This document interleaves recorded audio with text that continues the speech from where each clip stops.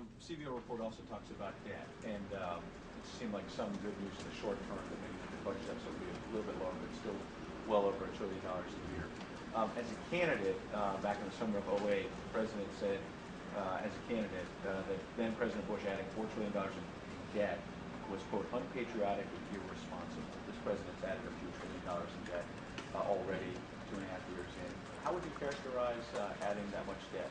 Would it be unpatriotic?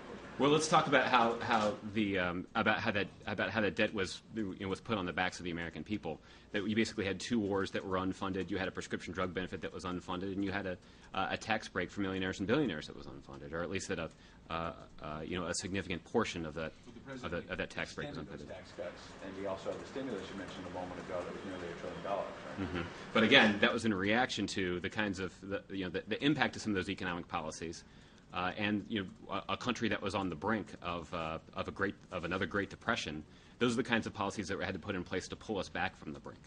I think what the report today actually indicates is it does indicate, as you point out, that some progress has been made. That based on the deal that Democrats and Republicans struck earlier this month, that is having a tangible impact on our deficit in terms of reducing it. But the report also makes it clear that there is a lot more that we have to do. And that's why one of the things that the President's going to talk about next month, in addition to some of these new ideas about creating jobs, is actually a suggestion and some ideas for how the super committee can go beyond their $1.5 trillion deficit reduction mandate to actually do even more to address the longer-term fiscal challenges that are facing the country. So I think the report sort of validates the progress that's been made. And validates the President's assessment that there's actually even more that we should do to address this challenge. Last thing, Vice President.